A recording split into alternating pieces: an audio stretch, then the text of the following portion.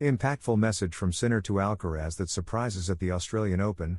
Carlos Alcaraz and Jannik Sinner have won all the sets in their first two matches of the 2026 Australian Open. The two kings of tennis, Carlos Alcaraz and Jannik Sinner, are cruising through the Australian Open, having won all their matches and sets in the first two rounds.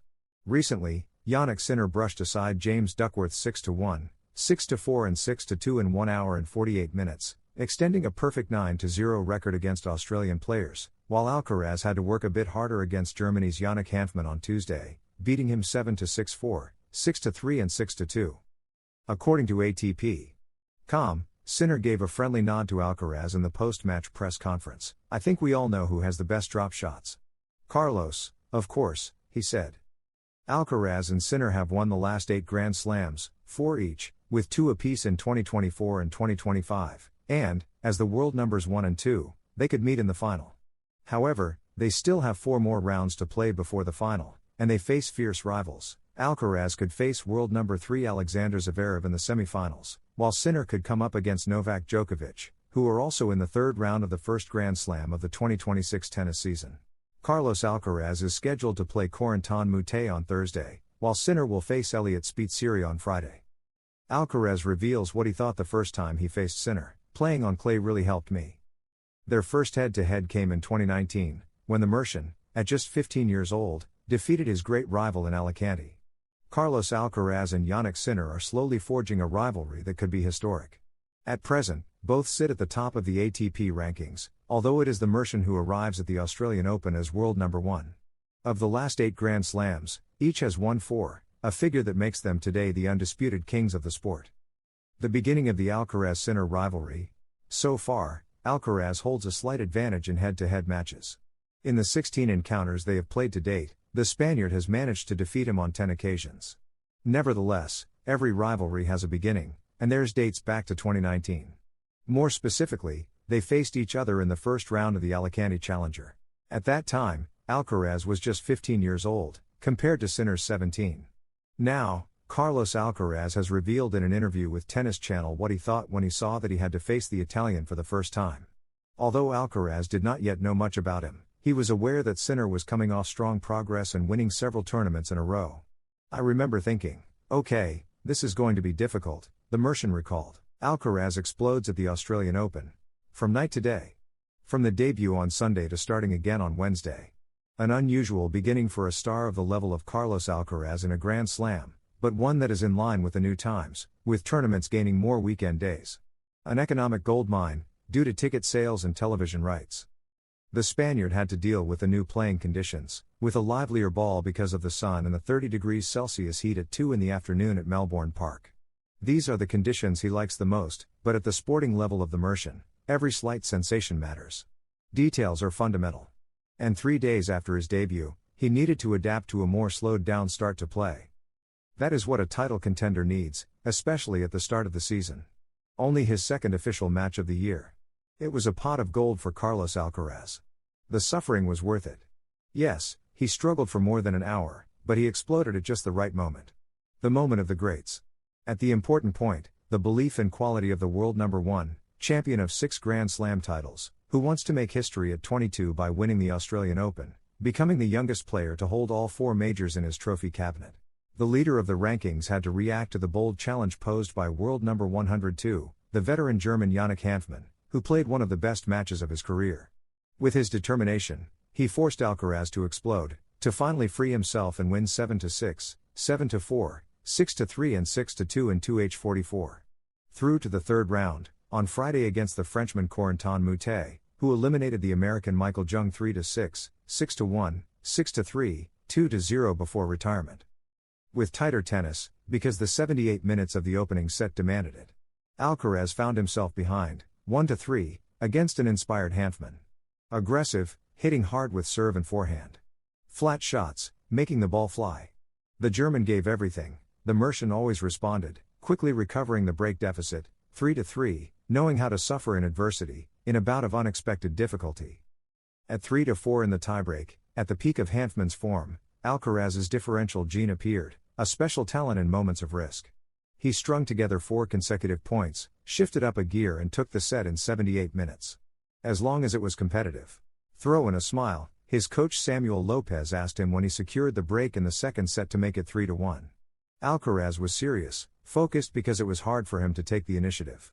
He laughed for real when a spectator shouted an unusual cheer, uniting two brilliant generations of Spanish tennis. "Come on, Carlos Nadal."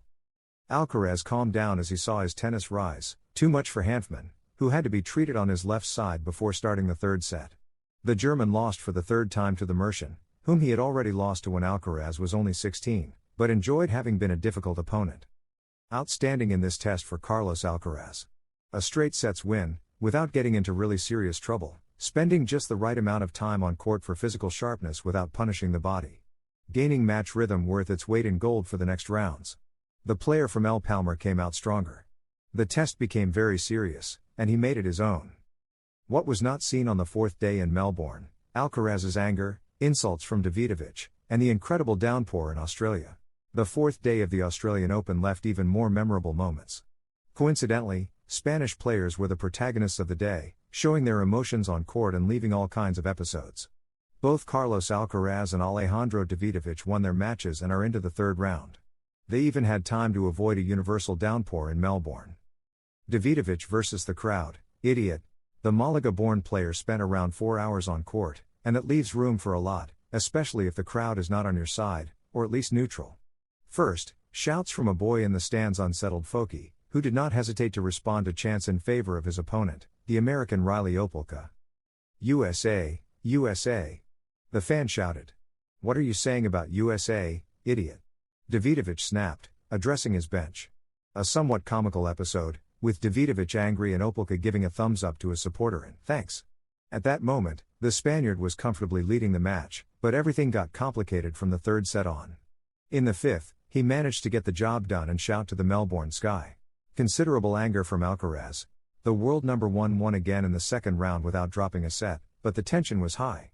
The Spaniard, who had a tough start against a combative Hanfmann, got very angry after a point and began shouting at himself and toward his coach, who smiled at the situation. It was not his best day, but he earned a valuable victory. Midway through the second set, with the score and outlook already very favorable for Alcaraz, one spectator dared to shout just before the Mercian's serve, forcing him to stop and even laugh after hearing the Carlos Nadal yelled by the person in question. Anger and laughter during a match that lasted nearly 3 hours. Spanish emotions ran high. Zverev's look of disbelief at the downpour. Alexander Zverev was dominating the third set after 2 tight ones and calmly returned to court after a break. Checking his racket and the string tension, suddenly drops began to fall. In seconds, the drops turned into a torrent of water, as if from a tap. The German, incredulous, and Mulla, his opponent, ran for cover. All matches had to be stopped for a few minutes. Despite the main courts having roofs, the rain was so sudden that there was no time to react. So far, the weather has been behaving well in an area where a storm can appear at any moment. Hopefully it stays that way in the coming days. All the protagonists, Alcaraz, Davidovich, and Zverev, are through to the next round and continue their journey at the Australian Open. Now they will have a day off before returning to action next Friday. Sunday could be very special in Spain if their players win, as they would meet in the round of 16. Carlos Alcaraz's message to the families of the victims of the Adamuse train accident: I'm far away, but I'm with them. After winning his second match at the Australian Open, the first Grand Slam of the year and the only one he has yet to win in his career, Carlos Alcaraz made a touching gesture toward the victims of the railway accident in Adamuse. Last Sunday, January 18, at 7:40 p.m., an Aereo train derailed near this town, invading the adjacent track. Despite the driver making an emergency call to Atocha warning of the dangerous situation, 20 seconds later an Alvia train arrived on the invaded track, colliding head-on with the rear carriages of the Aereo.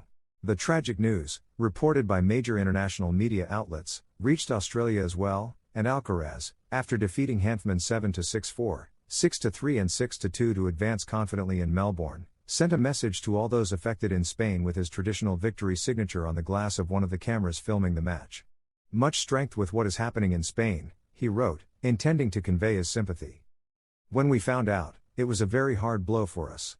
Later, in the post-match press conference, he added, we are here in Australia, on the other side of the world, but that doesn't mean we are unaware or don't follow the news coming out of Spain. Obviously, when we found out, it was a very hard blow for us because of everything that is happening. I want to give a lot of support and encouragement to all the families and all those people who have lost a loved one or a family member in that tragic accident. And at least let them know that even though we are far away, we are still aware of everything that is happening in Spain, he concluded just a few hours ago. Meanwhile, in Spain, workers have found another body among the remains of the Alvia train, the one that remained to be fully inspected, raising the death toll to 43 so far. This means the number of missing persons now matches the number of bodies recovered from the disaster site. To carry out this discovery, the Guardia Civil relied on the crucial help of 2 K9 dogs from its Central Canine Unit, UCC. Junco and Enzo, specialized in finding biological remains, were key in recovering this last passenger. For his part, this is the first major tournament Alcaraz has played after terminating the contract with his longtime coach, Juan Carlos Ferrero. When they discussed the former player's working conditions, they could not reach an agreement and definitively ended their professional relationship. In his place, on the bench, we have seen Samuel Lopez Jarino, already part of his team, as the Mercians' main coach. Alcaraz assesses his new serve after advancing in Australia. The first Grand Slam of the year offers Alcaraz the chance to complete the 4 majors and become the youngest player in history to do so. In addition, this first tournament of the year brings a new service motion that the Mercian has worked on during preseason to improve that stroke.